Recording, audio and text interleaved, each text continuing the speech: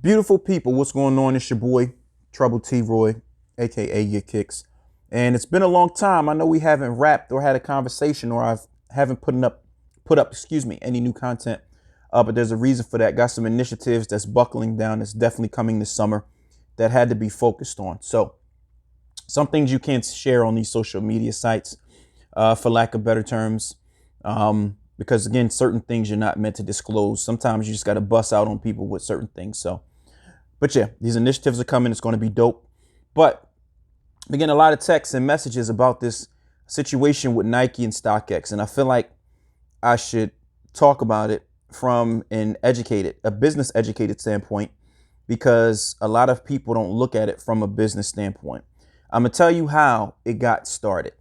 So first and foremost, let me be clear. Again, with this whole real versus fake narrative, and people are like, Nike got involved and they're saying it's counterfeiting, it's trademark infringement, which it is. And I'll explain why. But why StockX? Why not everybody else? Why not boutiques? Why not other sneaker apps? You get what I'm saying? And I'm about to tell you why. Because StockX, first and foremost, decided to start trying to sell NFTs literally with Nike branding and trademarking on them. You can't do that. Once you do that, and I am no legal expert, I'm no attorney, so I'm just giving some information based off of my opinion and what I read. I'm not a legal professional. Again, I would advise you to consult an attorney for specifics. So here's the first thing. They tried to sell NFTs with the actual branding and logo, trademarking of Nike. You cannot do that. Once you do that, you're pretty much saying that you produce that and that is yours. That branding or trademarking is yours. You get what I'm saying? So that's what got the ball rolling, because I don't know what StockX attorneys said, or even if they consulted with their attorneys before they did that. But they should have if they didn't, because any attorney just generally would have been like, yo, that's Nike's branding and trademarking. You can't sell something, especially NFTs, like this new wave of digital selling of digital assets. You can't just sell it with the brand's freaking logo and trademarking on it. Like, anybody that has some kind of business savviness can tell you that that's not going to fly. So that's what got the ball rolling with this whole situation with Nike and StockX. Okay. That's what got it started. So with that happening, now what they can do is, yes, they can start a lawsuit saying that they're doing counterfeiting because they just infringed on their trademark infringement. And what that is basically saying you're producing a product that this brand, who has the all original rights to it because they own it and they've created it. So the trademark infringement is saying now you're acting as if you're this brand producing products with this brand's trademark and logo on it. And that's counterfeiting because you're not the brand. It doesn't go into that same realm of real versus fake.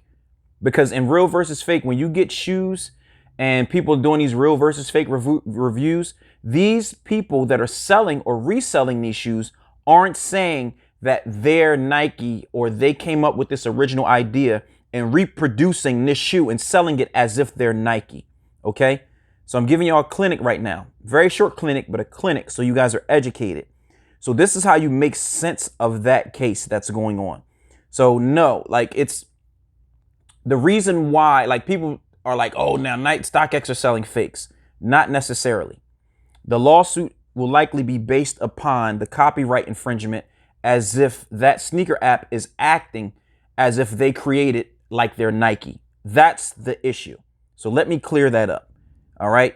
Before y'all start going crazy with this whole real versus fake nonsense. I knew they was selling fakes. I knew it. Like, that's different. Counterfeiting and trademark infringement is a different game than this real versus fake stuff that y'all see. So even these like sneaker vlogs and blogs need to be careful of them posting StockX, saying that StockX sells fakes, because again, that's still defamation and it's different than the actual lawsuit for the trademark infringement and counterfeiting of products that Nike is talking about. That's two different how can I put it? Two different worlds, to be honest with you. So for those of you that are like, I guess, afraid or like geeked about this happening and be like, I knew StockX sold fakes. That's actually not correct information. Okay. If you go do the research, you'll see that this all started from the NFT that was sold by StockX that had Nike's trademarking on it. And Nike looks at it as, oh, you guys are making these? Like, we're Nike. We make them. You can't make them. And that's where the counterfeiting portion comes from. So just to bring some clarity and to help you understand what's going on, you can't go by everything you see and read in these articles. You have to understand how certain logistics work when it comes to the legalities of production of clothing, shoes, and things of that nature. So study that first before you go off the deep end thinking you know something about real versus fake. Because again, real versus fake is subjective. This case with counterfeiting and trademark infringement claims is a totally different beast. And you probably, if you're not going to read up on it or study it, leave it alone, because you probably don't know what you're talking about. If you get what I'm saying, if you're comparing the two, that situation to real versus fake. So it's your boy, and just wanted to explain that. I'm out. I'll holler at y'all. Peace.